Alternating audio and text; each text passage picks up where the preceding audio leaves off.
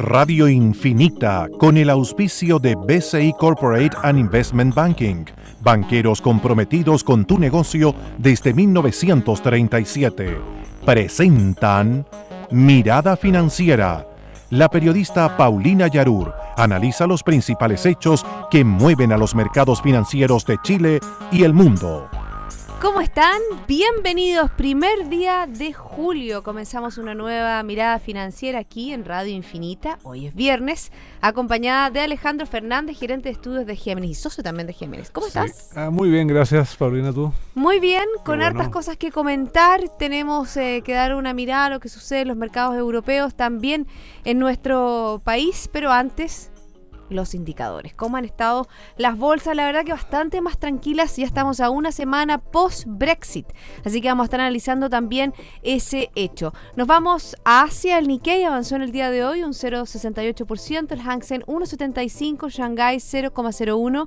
En Europa, el FTSE 100 de Londres avanzó un 1,13%, el CAC 40 de París también un 0,86%, DAX alemán 0,99%, IBEX 35 de España 1,29%. ¿Qué pasa en Estados Unidos a esta hora? El Dow Jones crece un 0,10%, el Standard & Poor's también avanza un 0,12% y Nasdaq un 0,31%. A nivel local, el IPSA crece un 0,61% y el IGPA avanza un 0,54%. ¿Qué pasó en el día de hoy? Con el metal rojo cayó en 0,90% en la Bolsa de Metales de Londres, se transó en $2.18. El tipo de cambio, el dólar, cayó hasta los 661. Esto es un retroceso de un 0,27% respecto al cierre de ayer. Recuerde que nos puede escuchar online www.infinita.cl y también nos puede escribir al WhatsApp 569-6511-9985. ¿Qué pasa con el dólar, Alejandro? No entiendo, porque se supone que si el cobre baja, debería subir. Pero el cobre ha subido. Yo sé. Hoy día bajó, pero en la semana sí, subió. Sí, subió. Ayer tuvo un avance bastante importante. Y el tipo de cambio llegó a 6.58. Cerró un poco más arriba, pero yo creo que hay varias cosas acá. Uno es que, bueno, el cobre y tal vez algunos otros commodities han sido utilizados, están siendo utilizados como refugio frente a la volatilidad y a la incertidumbre que se ha generado en Europa a partir de la votación favorable al Brexit. Por otro lado, está el hecho de que la perspectiva de alza de tasas en Estados Unidos se desplazó en el tiempo por la misma razón. Ya no es septiembre, ya probablemente no es diciembre, sino que ahora puede ser el próximo año, pero ni siquiera eso está claro. Y por otro lado, tenemos que tanto en Gran Bretaña como posiblemente en Europa haya espacio para políticas monetarias más expansivas. No es que vayan a servir para algo, pero sin duda se van a traducir en un debilitamiento adicional de las monedas. Entonces, eso creo yo que está explicando, por una parte, la fortaleza del cobre, la fortaleza del peso, y esta ausencia de este fenómeno que uno habría esperado que se diera, de una subida importante del tipo de cambio luego de conocido lo que sucedió en Gran Bretaña el jueves de la semana pasada. Fíjate que hemos visto las bolsas más tranquilas, también como dices tú, los commodities subiendo a una semana del Brexit, y hace pocos minutos habló el vicepresidente de la Reserva Federal de Estados Unidos, Stanley Fischer, que es lo que dijo, que el Banco Central, como dices tú, va a esperar y ver cómo se desarrolla el proceso de salida del Reino Unido de la Unión Europea, pero afirmó que el impacto principal será para la economía británica y europea. ¿Tú crees que la economía estadounidense está inmune a este proceso? Directamente sí. Yo creo que hay un impacto directo grande sobre la economía británica este año, en lo que queda, sobre todo el año que viene y tal vez algo el año 2018.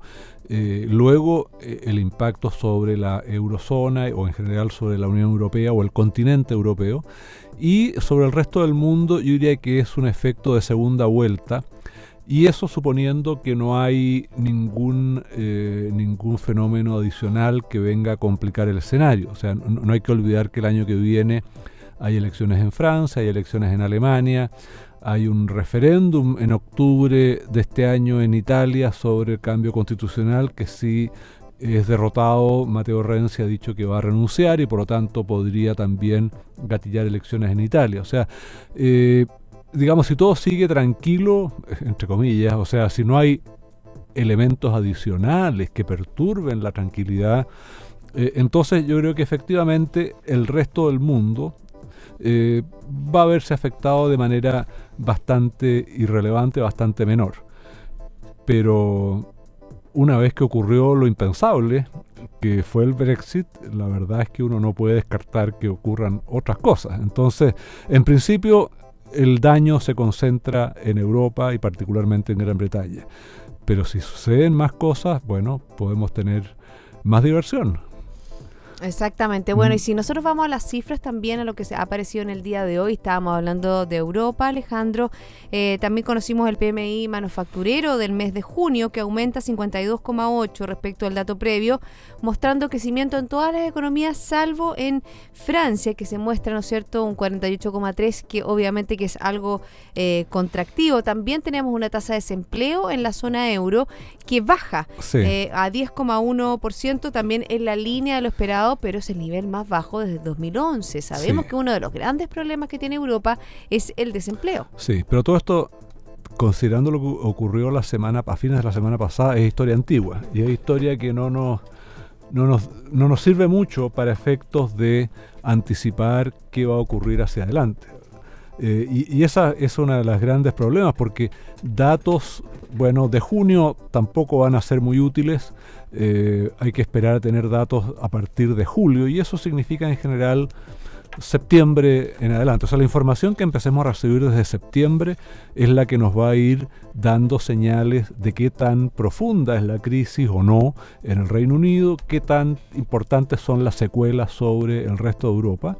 Y desde luego también, en la medida que pasen las semanas, vamos a ver cómo se resuelve la crisis política en Gran Bretaña, que es el la tema... verdad que yo creo que eso es lo más importante en este minuto, más que económico. Actualmente la crisis política está descabezado el gobierno británico, ¿no es cierto? Lo hablamos la semana pasada, que estaba cuestionado Jeremy Corbyn. Bueno, fue también inicialmente depuesto o se le quitó el apoyo. Él no ha renunciado, pero se le quitó el apoyo.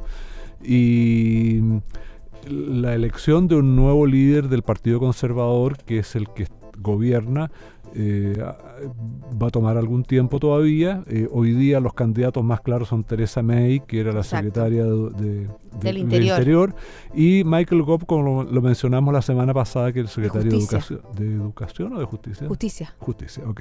Hay algunos otros candidatos, pero hoy día parecen ser los dos con mayor posibilidades de ser electo finalmente. Y todavía Cameron no dice nada de este capítulo 50 que le está pidiendo, ¿no es cierto? 50. El artículo 50. Bueno, para la salida. Cameron a estas alturas es más que un pato cojo, absolutamente cuchepo, no tiene patas.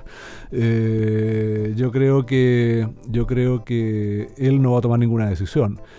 Y bueno, y se ha empezado a especular, además de que podría haber un segundo referéndum. Hubo 4 millones de firmas para pedir al Congreso una nueva votación. El Congreso, el Parlamento, en realidad es en general opuesto a la idea de salirse de la Unión Europea. Y yo no sé si se atreverán eventualmente a rechazar las firmas. La invocación del artículo 50, que podrían hacerlo, porque el plebiscito no es vinculante. Entonces, o sea, hay todavía paño que cortar ahí. Está la situación muy complicada en Irlanda del Norte, porque no lo he visto el detalle, pero entiendo están hablando incluso de unirse. Bueno, sí, pero es que hay una complicación adicional con el retiro del Reino Unido de la Unión Europea, porque la Unión Europea de alguna manera avaló o fue garante del acuerdo del Viernes Santo, que generó la paz hace casi 20 años ya en Irlanda del Norte. Y el retiro del Reino Unido de alguna manera invalida ese acuerdo.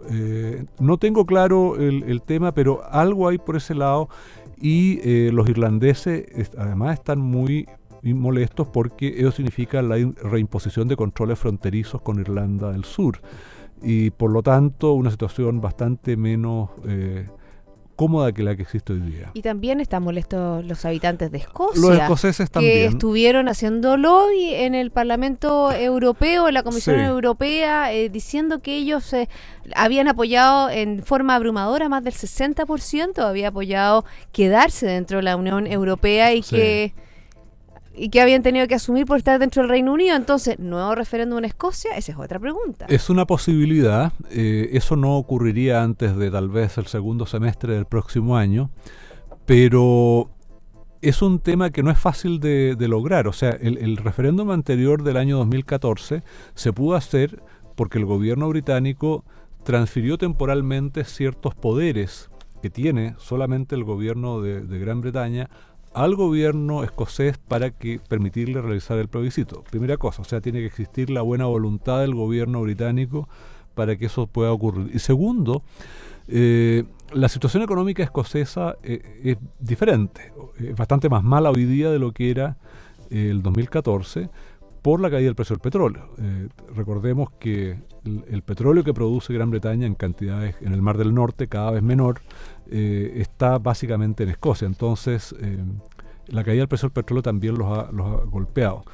Entonces, no está tan claro hasta qué punto Escocia va a estar tan dispuesta, y yo creo que va a haber primero una evaluación de cómo van las cosas, pero es un tema que está claramente abierto, o sea, la posibilidad de un nuevo referéndum escocés, y que esta vez yo creo sí se aprobaría, o sea, si es que se llega a la instancia de un plebiscito en Escocia, yo creo que se aprueba el retiro de Gran Bretaña. Entonces Gran Bretaña se quedaría, hasta el minuto se está quedando solamente con Inglaterra y Gales. Inglaterra y Gales, habría que cambiarle el nombre. Exactamente, porque en el fondo Irlanda del Norte sabemos tenemos con un signo de interrogación, y Escocia también. Sí, ahora lo de Irlanda del Norte probablemente es aún más complicado de generar el retiro, entre otras cosas porque hay un tema además religioso de por medio. En Irlanda del Norte hay una mayoría, una mayoría protestante importante.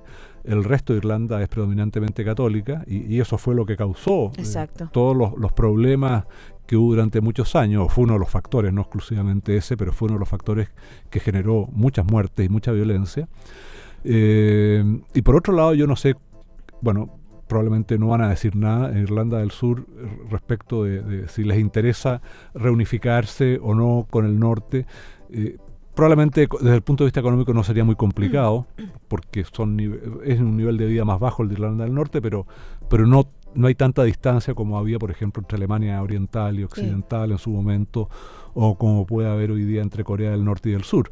Pero de todas maneras, no le haría gracia a Gran Bretaña eso, y por lo tanto no van a ser ellos quienes alienten una integración completa de la isla de Irlanda.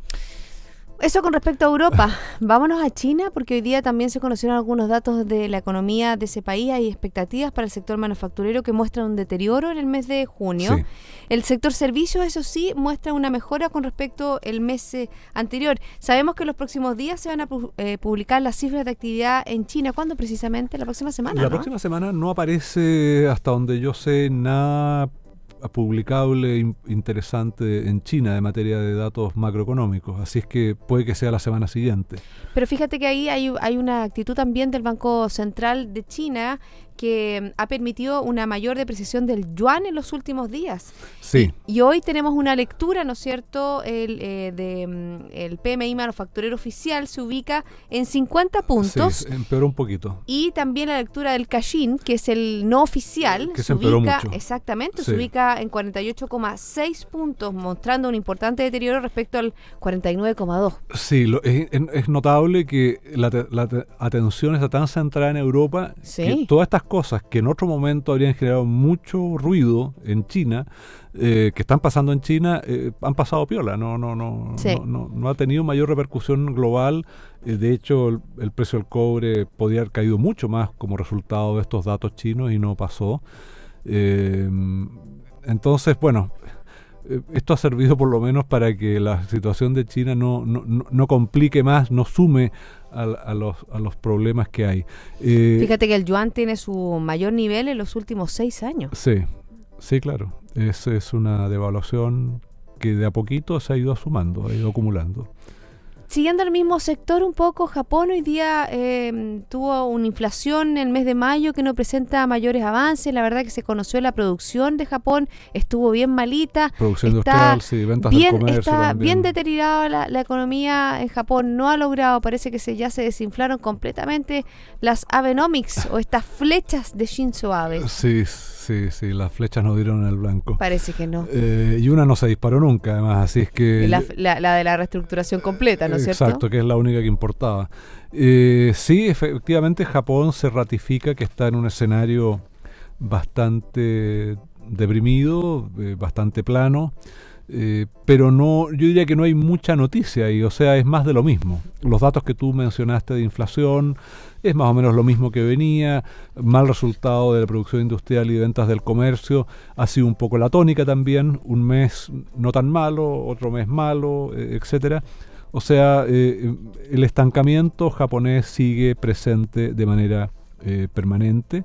El desempleo se mantuvo en 3,2%, también dato de hoy día, en un escenario en que tanto el empleo como la fuerza de trabajo están cayendo. Desde una perspectiva de los últimos 5 o 6 años, claramente ha habido una baja en la fuerza de trabajo y en el empleo como resultado del envejecimiento de la población.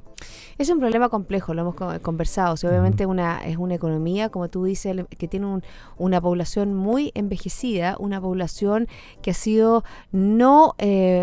digámoslo en buen chileno, buena para gastar, es decir, muy ahorrativa, entonces es difícil cambiar la perspectiva, es difícil, aunque las tasas estén bajas, aunque haya un mayor estímulo monetario, que la gente culturalmente comience a gastar, si no lo ha hecho nunca en su vida. Sí, ahora hay un tema que es bien interesante y que afecta desde luego a Japón, pero también a países europeos como Alemania, y es esta baja sistemática en las tasas de interés. Hoy día, por primera vez en la historia, las tasas suizas a 50 años se volvieron negativas. Las tasas a 30 años llevan negativas un buen tiempo.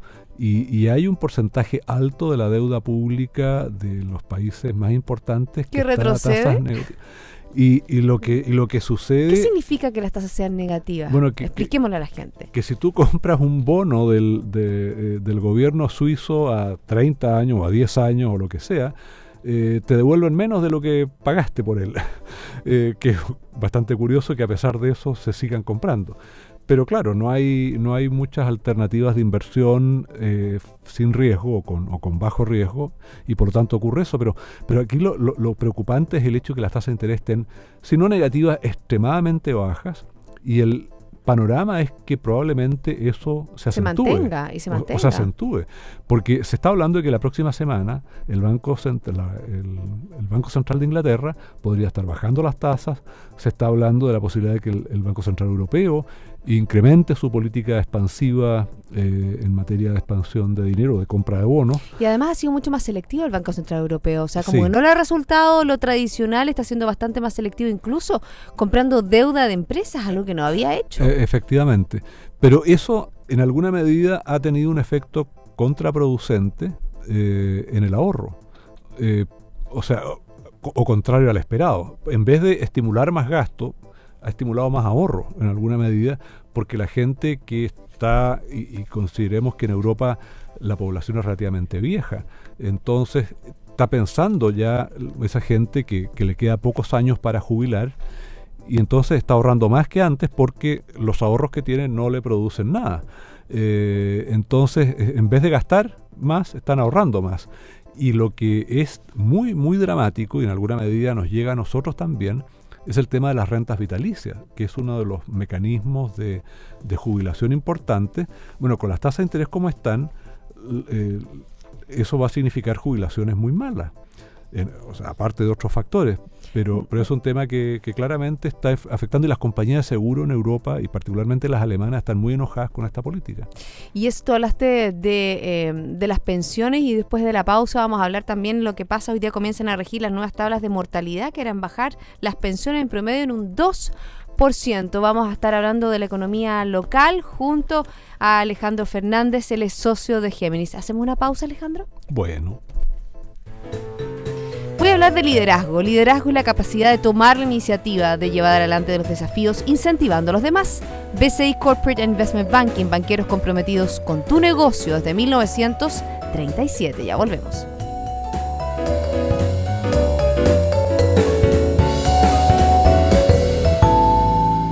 Las águilas tienen 1 millón de células sensibles a la luz por cada milímetro cuadrado de retina. Esto es 5 veces más que los humanos. Eso es visión. En BCI Corporate and Investment Banking somos diferentes y eso está en nuestra naturaleza. Por eso llevamos casi 80 años junto a nuestros clientes demostrando nuestra visión. BCI Corporate and Investment Banking. Banqueros comprometidos con tu negocio desde 1937. Banco BCI es agente comercializador de cuotas de fondos administrados por BCI Asset Management. Infórmese sobre la garantía estatal de los depósitos en su banco o en www.sbif.cl. Antes de contratar, informes en www.bci.cl.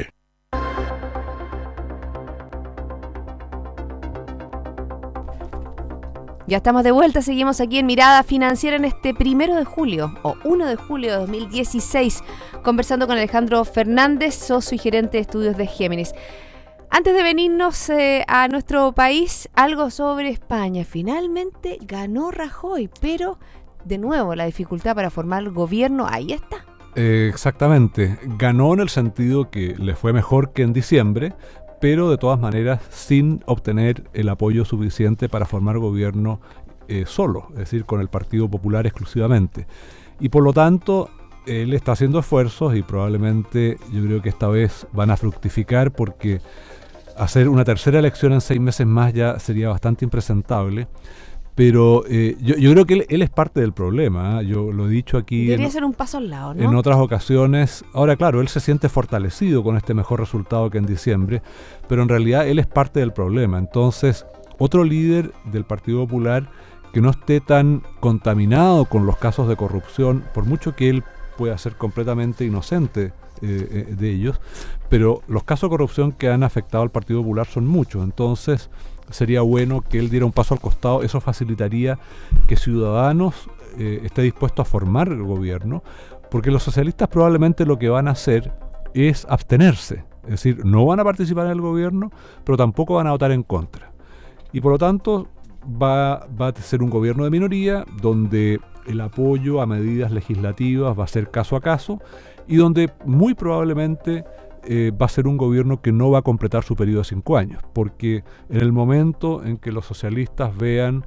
que tiene una posibilidad de que les vaya mejor en unas nuevas elecciones, van a quitar el apoyo y van a gatillar nuevas elecciones generales, probablemente en 2 o 3 años. Pero yo creo que el resultado debiera ser uno en que hay un gobierno de minoría, donde la abstención de los socialistas permite que el gobierno subsista por un tiempo. Igualmente complejo, porque obviamente que no tener un gobierno de tomo y lomo, ¿no es cierto?, genera incertidumbres también dentro del mismo país. Es complicado porque España ha hecho la tarea media todavía, o sea, no se y han con muchos sacrificios, y yo creo que también eso le ha costado, o sea, ¿cómo dice? ¿Le ha pagado la cuenta? No, no sé cómo es el dicho, es el dicho, le ha pasado la cuenta a Mariano Rajoy, porque la verdad que cuando hubo que ajustarse el cinturón, ¿no es cierto?, luego de la crisis del ladrillo, porque así se llamaba en España, la crisis del ladrillo, no subprime, él lo hizo. Pero con un alto desempleo, pero ha logrado cifras bastante positivas España dentro de lo que es la Unión Europea. Así es. Sin embargo, la situación fiscal sigue siendo bastante mala, y en parte no es peor por las bajas tasas de interés que ha generado el Banco Central Europeo. Pero porque si España tuviera que pagar tasas normales para servir su deuda, que es 100% del PIB, el déficit fiscal sería bastante más alto. Entonces, es una situación que es complicada, a pesar de lo que ha avanzado España por salir de la situación de crisis, pero todavía le queda un camino largo, y un gobierno débil ciertamente no va a ayudar a que ese camino sea fácil, ni corto. Vengamos a Chile. Vengamos a Chile. La verdad que fue una semana, en el día de ayer conocimos desempleo, un desempleo, ¿no es cierto?, que en el trimestre marzo-mayo subió un 6,8%. Fíjate que me llama la atención que hay 5 regiones con sobre 2 dígitos.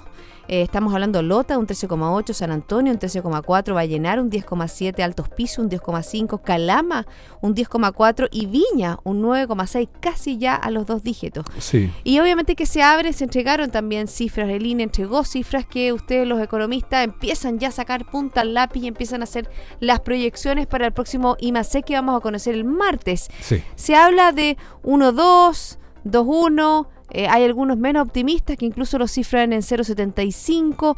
A partir de estas cifras, ¿cómo lo ves tú, Alejandro? Bueno, yo creo que el conjunto de cifras que se publicó ayer, el dato menos malo fue el del desempleo, porque los otros fueron horribles. O sea, hay que decirlo. Mayo tuvo 3 días hábiles más que mayo del año pasado. 3. No 1 ni 2, 3. Cosa que es muy rara, cosa que sucede con muy poca frecuencia. ¿Y cuánto, por ejemplo, podría generar más de producción 3 días hábiles más? Está contabilizado eso, ¿no? Es bastante, bueno, es variable dependiendo del sector y todo, pero si tú asumes que en promedio los meses tienen 21 días hábiles, entre 20 y 21 días hábiles, 3 días más es un 15%. Es harto. Es mucho. Entonces uno esperaría resultados anormalmente buenos. De hecho, cuando se publicó el IMASEC de abril, que fue muy malo, 0,7%, peor de lo que se había estado previendo, de hecho, el ministro Valdés dijo, en mayo los resultados van a ser buenos. Él lo dijo, y lo dijo haciendo trampa, desde luego, porque tenía en mente esto de los días hábiles adicionales, y con eso era casi un dato de la causa que los resultados iban a ser buenos, pero los resultados iban a ser muy malos. Entonces, yo creo que lo que estamos viendo es una constatación clara, ya con este segundo mes en línea, que la economía chilena no solo está creciendo poco, sino que se está desacelerando. Y eso es dramático y es muy grave porque, digamos, si estuviera ocurriendo desde un crecimiento de 5% o 4,5%, no es tan terrible, pero estamos partiendo de niveles de 2% y nos estamos yendo al 1,5%. Entonces es muy malo. Ahora, mi proyección es peor que la del mercado. Yo estoy proyectando 1% de IMASEC para mayo y 1,4% para el año. Ya me fui abajo claramente porque en realidad esto parece que no tiene por dónde repuntar ni recuperarse en un escenario externo que además se vuelve más complicado. Fíjate que también ayer se dio a conocer en los ingresos fiscales, sí, que aumentaron en un 131% en mayo. Ahí están los efectos de la reforma tributaria, pero fíjate que el IVA cae en un 4,8% por quinto mes consecutivo, y eso obviamente que demuestra una línea de menor dinamismo del consumo, porque el IVA, todos pagamos el IVA. El IVA es consumo, claro. Y bueno, el dato de ventas del comercio minorista que entregó el INE fue 0,6%, que es realmente muy, muy débil. Entonces, que la recaudación del IVA esté cayendo en un escenario donde, de acuerdo a lo que ha declarado Impuesto Interno, la evasión está disminuyendo, es muy malo. Y el aumento en la recaudación fiscal es algo circunstancial. Yo creo que lo que debiéramos ir viendo, este año en particular, el efecto de la reforma tributaria era importante, o es importante. Entonces eso va a disfrazar un poco el efecto. Pero el año que viene, el efecto de la reforma tributaria, que entra en su penúltimo año de aplicación, antes de que llegue al régimen, va a aportar mucho menos. Entonces, con un escenario como este y sin impuestos adicionales como los que está generando la reforma tributaria, la recaudación probablemente va a andar muy mal, tal vez caiga. Y en esas cifras que también conocimos, el gasto público, fíjate, per cápita se duplica. En los últimos 15 años, en el mes de mayo, el gasto fiscal fue un 8,4% y en los primeros 5 meses un 4,4%. Sí, bueno, el otro aspecto negativo de lo que ha estado sucediendo en el país, y es que hay un mayor tamaño del fisco, un menor espacio finalmente para la actividad de los privados, y por mucho que se critique y por mucho que haya problemas en el sector privado, lo cierto es que los países se desarrollan y progresan sobre la base de lo que hace el sector privado. El sector público a lo más ayuda aplanando la cancha y generando algunos beneficios para los menos beneficiados, pero cuando el Estado empieza a crecer de esta manera, claramente es una muy mala noticia, en mi opinión. Bueno, hoy día oficialmente, ¿no es cierto?, la presidenta Bachelet recibió formalmente la presidencia pro tempore de la Alianza del Pacífico por parte de su par de Perú, Ollanta Humala. También estaba el presidente electo Pedro Pablo Kuczynski. Una cita bien interesante donde destacó Mauricio Macri y su relación pidiendo, ¿no es cierto?, a los empresarios que inviertan en Argentina, que tienen todas las condiciones. También lo hizo Pedro Pablo Kuczynski. Es decir, nuevamente a los inversionistas locales se le están dando mejores condiciones para que vayan a invertir afuera de nuestro país. Bueno, es lo que han estado haciendo en los últimos años, sobre todo en Perú y en Colombia. Hoy día se abre la posibilidad de volver a Argentina. Recordemos que en los 90 se invirtió muchísimo en Argentina. Eso se detuvo a partir del fin de la convertibilidad del peso y de los gobiernos de Kirchner primero y de Cristina Fernández después, que generaron un clima de negocios abiertamente hostil y negativo. Entonces no me cabe duda que hay mucho que se puede hacer en Argentina. Digamos, hay 15 años de atraso en la inversión y por lo tanto que hay oportunidades muy atractivas. Vamos a estar mirando lo que sucede al otro lado de la cordillera. Se nos acabó el programa. Alejandro, muchas gracias por haberme acompañado en el día de hoy. Que tengas un excelente fin de semana. Muchas gracias igualmente. Y a todos ustedes, sigan en compañía de Radio Infinita. Esto fue Mirada Financiera, con el auspicio de BCI Corporate and Investment Banking, banqueros comprometidos con tu negocio desde 1937.